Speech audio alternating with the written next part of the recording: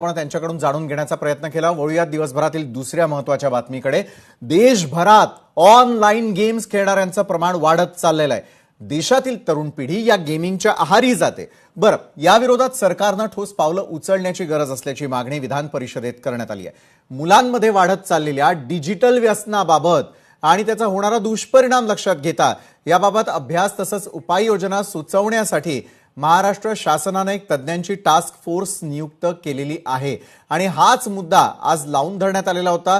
या संदर्भातला special report पाहण्याआधी आपल्यासोबत भाजपचे आमदार निरंजन डावखरे जोडले गेलेले आहेत।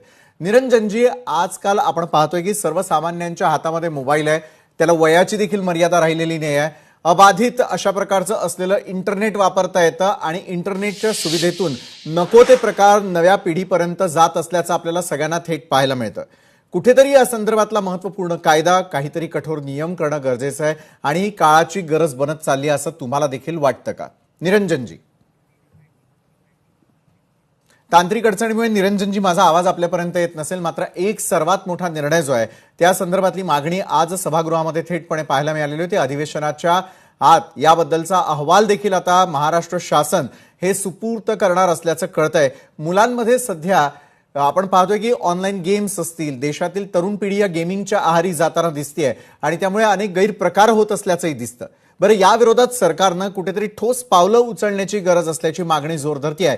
विधान परिषदेमध्ये या संदर्भात मागणी देखील झाली आहे। पुढच्या काळात काय होतं लक्ष असणं कारणीभूत आहे, कारण आता तुम्ही समोर बसलेले असाल, तुमच्या हातात मोबाईल असेल, आपल्या कुटुंबातील प्रत्येक व्यक्तीच्या हातामध्ये असलेला मोबाईल आणि ऑनलाईन गेमिंग दोन खरं तर गंभीर बाबी आहेत आणि याच संदर्भामध्ये डिजिटल व्यसनाबाबत आणि त्याचा होणारा दुष्परिणाम लक्षात घेता याबाबत अभ्यास तसंच उपाययोजना सुचवण्यासाठी महाराष्ट्र शासनाने तज्ञांची टास्क फोर्स जी आहे ती नियुक्त केलेली आहे।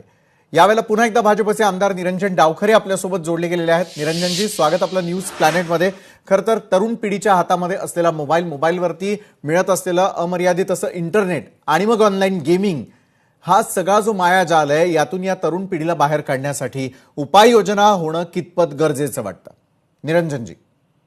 आज आम्ही सभागृहात एक लक्षवेधी मांडली। मुळात आपल्याला कल्पना आहे की हे जे गेमिंग ऍप्स आहेत किंवा गेमिंग प्लॅटफॉर्म्स आहेत यांच्या माध्यमाने अनेक मुलं खरं तर त्यांना त्या गेमिंग ऍप्स मधनं टास्क दिली जाते आणि त्या टास्क मधनं ही मुलं सुसाईड करतायत।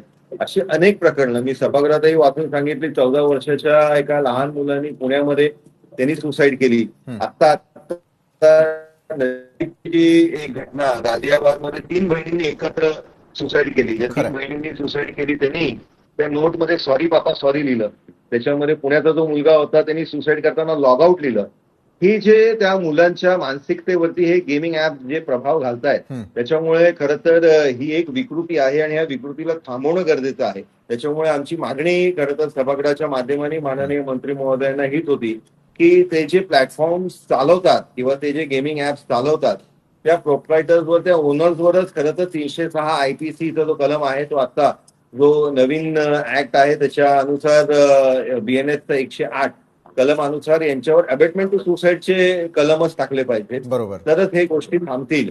कारण आपण ते ऍप्स वरती बॅन आणतो, पण बॅन आणून ते दुसऱ्या नावाने हे गेमिंग ऍप आणतात।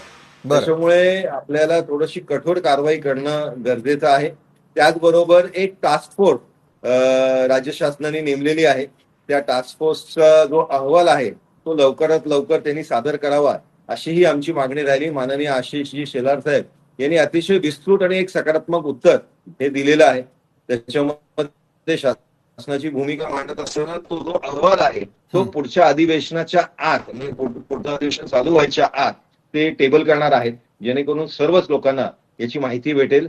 त्याचबरोबर दोन्ही सभागृहातले म्हणजे विधानसभेचे आणि विधान परिषदेचे जे आमदार आहेत यांची एक जॉईंट कमिटी ते करणार आहेत की जेणेकरून काही सूचना आपल्याला या बाबतीत अतिरिक्त घेता येतील आणि ग्राउंड रिपोर्ट काय आहे याही गोष्टी आपल्याला तयार करता येतील। शासन अतिशय गंभीर या विषयासाठी आहे आणि केंद्र शासनही याच्यामध्ये, आता त्यांनी सभागृहामध्ये माहिती देताना अजून एक माहिती अशी दिली की केंद्रीय मंत्री माननीय अमित शहा यांच्या माध्यमाने जो प्रहार कायदा आहे याच्या माध्यमाने पण असे जे गुन्हेगार आहेत ते देशात असतील किंवा देशाबाहेर असतील त्यांच्यावरती कडक कारवाई हे शासनाच्या माध्यमाने होणार आहे ही भूमिका त्यांनी शासनाची अतिशय स्पष्ट सभागृहात केलेली आहे. बरोबर आहे निरंजन डावखरेजी, तुम्ही एक मोठं इनिशिएटिव्ह घेतलेलं लक्षवेधी मांडण्याचा प्रयत्न केलेला आहे. सरकारनं तातडीनं या संदर्भातला अहवाल आणि अहवालापाठोपाठ मोठा निर्णय घेण्याची आवश्यकता आहे, कारण सर्वसामान्य मुलांचं भवितव्य टांगणीला लागल्याचं आपल्याला सगळ्यांना दिसून येतं. ऑनलाईन गेमिंगच्या माध्यमातून अनेकांनी जीव गमावलेत. पुढच्या काळात हे रोखणं तुमची, आमची, आपली सगळ्यांची जबाबदारी आहे. धन्यवाद निरंजन डावखरेजी, तुम्ही आमच्यासोबत जोडला गेलात आणि या संदर्भातली चर्चा केली त्यासाठी.